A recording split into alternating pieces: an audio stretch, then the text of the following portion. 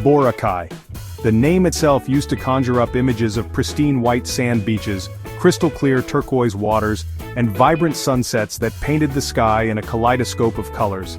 It was a tropical paradise, a haven for those seeking solace under the sun, or adventure in the depths of its surrounding coral reefs. Tourists flocked from all corners of the globe, drawn to its irresistible charm and laid-back island vibe. Today, a different picture emerges. While Boracay still retains remnants of its former glory, a sense of longing for its bygone days permeates the air. The once pristine beaches are now dotted with signs of wear and tear. The crowds, while still present, are a mere shadow of their former selves. The carefree spirit seems to have waned, replaced by a sense of uncertainty about the island's future. The story of Boracay is a cautionary tale, a stark reminder that even paradise can be lost. It's a story of how unchecked development, environmental neglect, and external shocks can converge to tarnish the allure of a once pristine destination. But it's also a story of resilience, of hope, and of the potential for renewal. This is the story of Boracay, a tale of two islands, one a fading memory and the other fighting to reclaim its place in the sun.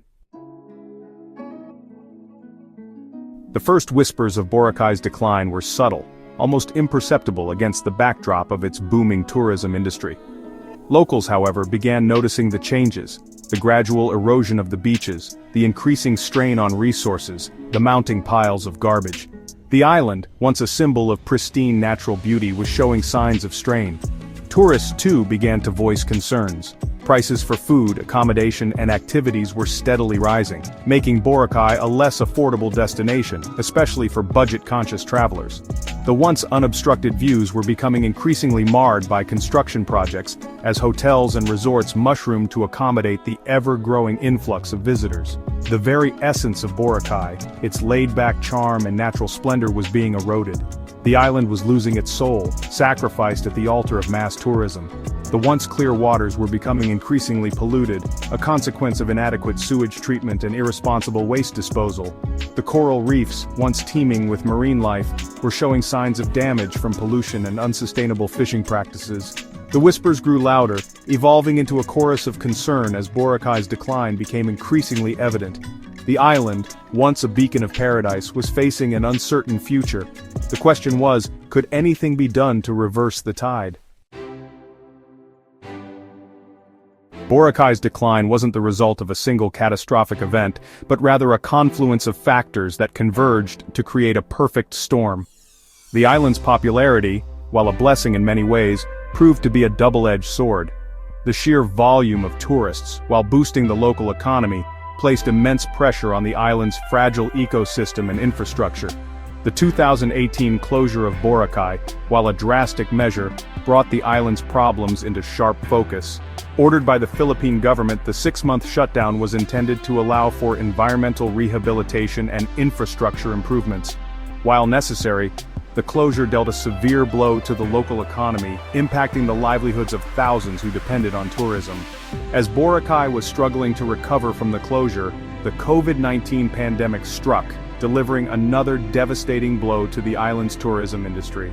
Travel restrictions and lockdowns brought global tourism to a standstill, and Boracay, heavily reliant on international visitors, was hit particularly hard. Adding to the island's woes were concerns about overregulation. While environmental protection is paramount, some argue that the strict regulations implemented after the closure have stifled businesses and hindered economic recovery. Striking a balance between environmental sustainability and economic viability has proven to be a delicate balancing act. The combined impact of these factors, environmental degradation, the 2018 closure, the pandemic, and concerns about overregulation, created a perfect storm that plunged Boracay into a state of uncertainty. Despite the challenges, Boracay's entrepreneurial spirit persists. Amidst the uncertainty, stories of resilience and adaptation emerge, painting a hopeful picture of the island's future. Local businesses forced to adapt or perish have shown remarkable ingenuity in navigating the changing landscape. Take, for instance, the small souvenir shop owner who, faced with dwindling tourist numbers, pivoted to selling handmade face masks and other essential items. Or the restaurant owner who shifted from a dine-in model to a takeaway and delivery service, catering to the needs of both locals and remaining tourists. These stories of resilience are not isolated incidents. Across the island, businesses are finding innovative ways to adapt.